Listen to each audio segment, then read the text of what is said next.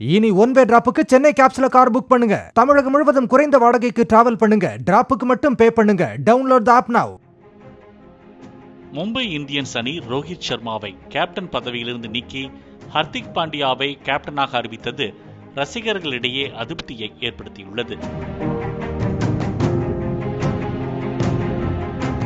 IPL தொடரில் Mumbai Indians அணிக்கு 10 சீசன்களாக கேப்டனாக செயல்பட்டு வந்த ரோஹித் சர்மா 5 முறை கோப்பையை வென்று கொடுத்தவர்.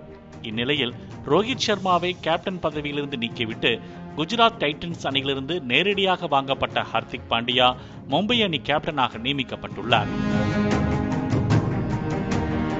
இது தற்போது மும்பை இந்தியன்ஸ் ரசிகர்கள் மத்தியில் கடும் அதிருப்தியை உருவாக்கியுள்ளது. ரோஹித் சர்மாவுக்கு அந்த அணி செய்திருப்பது மிகப்பெரிய அவமரியாதை என்று சமூக வலைதளங்களில் ரசிகர்கள் கருத்துக்களை பகிர்ந்துள்ளனர்.